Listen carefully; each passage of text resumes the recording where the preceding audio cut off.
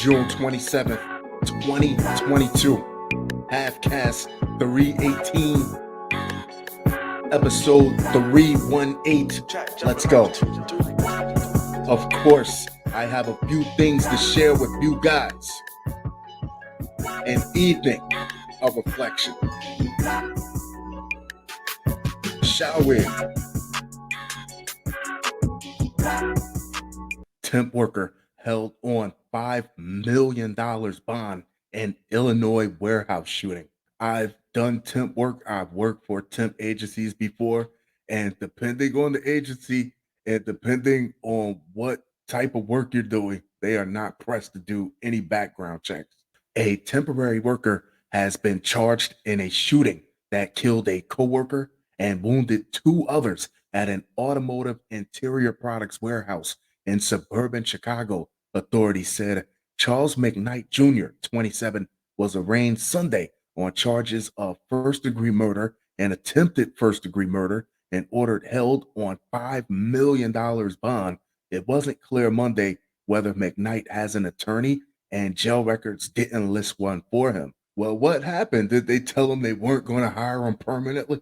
Bolingbrook Police Chief Mike Rampa said in a statement that McKnight was confronted about 6:25 a.m. first thing in the morning Saturday by employees at the WeatherTech facility in Bolingbrook. They make the truck bed liners, who accused him, and floor mats and all types of stuff, who accused him of robbing two employees of a watch and a wallet at gunpoint. There you go. He came for the job, but he stayed for the robbery. That led to an argument, which was followed by the shooting, Rampa said. This would definitely be classified as an approach with caution situation because you're dealing with someone who robbed two employees at gunpoint and then showed up to work. You're dealing with someone who is more than willing to take it to a level that you're not prepared to take it to. McKnight was arrested about 3 hours later near her home, authorities said, and a gun and the reportedly stolen items were recovered. Central Hightower, yes, that's someone's name, 37, died following the shooting. A 25-year-old man was last listed by authorities in critical condition Saturday at a hospital, while a 43-year-old man was treated at a hospital and released. Rampa said McKnight started working June 9th at WeatherTech through a temporary employment agency, which they are probably picking apart the hiring practices of that temp agency as we speak. Oklahoma man charged after shooting, killing attempted carjacker. Attempted means you failed. I've been catching these stories because I've been growing increasingly curious about what constitutes excessive when you're in the action of protecting your property and quite possibly protecting your safety, protecting your life. An Oklahoma man has been arrested and charged after he allegedly shot and killed an attempted carjacker around 4:20 a.m. on June 19th. Officers were called to the Quick Trip at 220 North Gilcrease Museum Road on a reported shooting. When police arrived, they found a man lying in the parking lot. The man, who was identified as 25-year-old Desmond Cusino, was pronounced dead at the scene. Investigators say the shooter, Anthony Allen, was the one who called 911. Surveillance cameras at the convenience store captured Cusino attempting to carjack Allen at gunpoint. So now I got a gun on me. I have a few things to consider, and I promise you, being gentle with you is not one of them.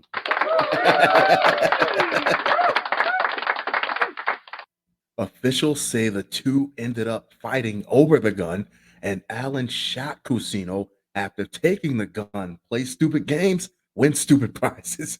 Although Cusino was attempting to carjack Allen, the investigation showed that Cusino was fleeing from Allen when he was shot. The Tulsa Police Department posted on Facebook. It's the role reversal for me and how quickly they forgot how this all started in the first damn place. This man did not ask to have a gun pointed in his face, nor Did he instigate anything that set off this chain of events? He just somehow made the best of what seems like a horrible predicament. Allen was charged with first-degree manslaughter, assault and battery with a dangerous weapon, and transferring a firearm from a felon. Could it be some type of thing? Because I don't have a better term for it. Could it be some type of thing where since they can't charge a dead guy in this situation, they have to squeeze a conviction from somewhere? I don't know. Courageous Giuliani says footage of near fatal pat on the back is deceptive.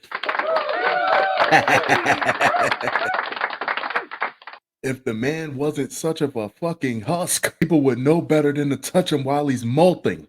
Former New York Mayor Rudy Giuliani doubled down Monday on his wildly overblown characterization that he was brutally assaulted by a Staten Island grocery store worker over the weekend, despite security footage showing the man only tapped his back. Speaking to about 200 people in a Facebook Live, Giuliani called the viral security footage deceptive. He claimed the pat packed so much vigor.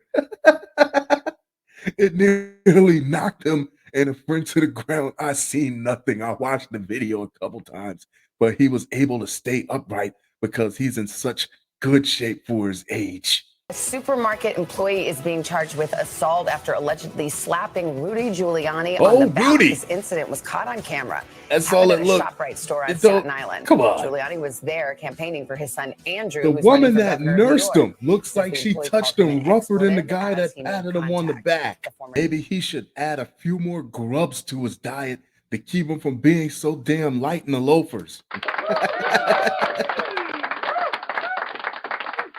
Giuliani said the man, 38-year-old Daniel Gill, attacked him because he is outwardly against abortion.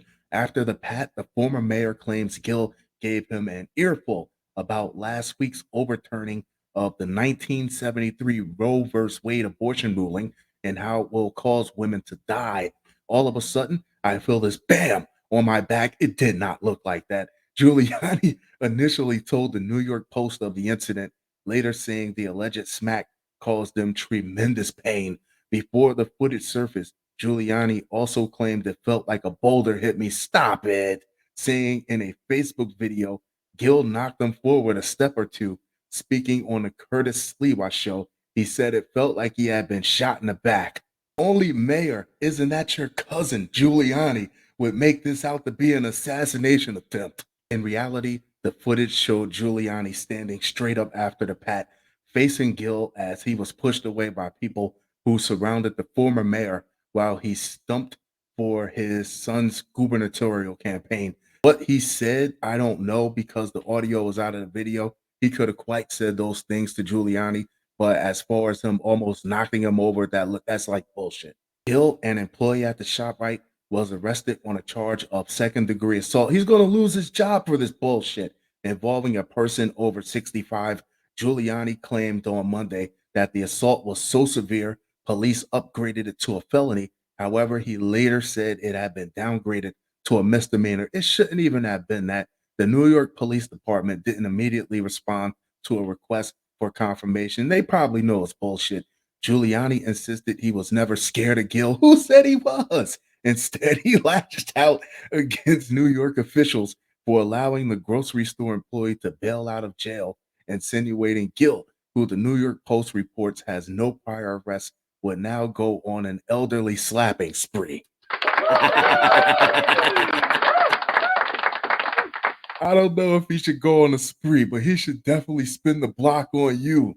I don't care for me. I can take care of myself. This little punk isn't going to hurt me, Giuliani said. The mafia threatened to kill me twice.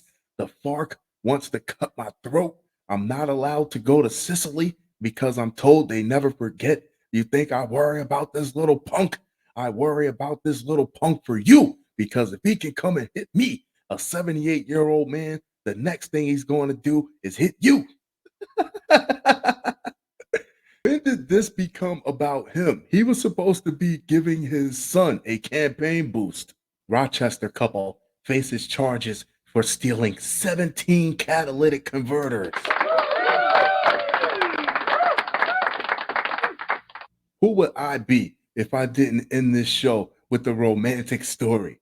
A Rochester couple was arrested and charged for stealing more than 15 catalytic converters from cars parked at the Drivers Village Auto Mall in Cicero, or as I would like to describe it, mining for meth coin. According to state police, 25-year-old Brittany Hollard and 31-year-old Vasily Maximchuk were both charged with the following offenses after the pair's arrest on June 22nd: grand larceny in the second degree, criminal mischief in the second degree, auto stripping in the first degree, conspiracy in the fourth degree. And that's what I also like to call doing things as a couple. Relationship building.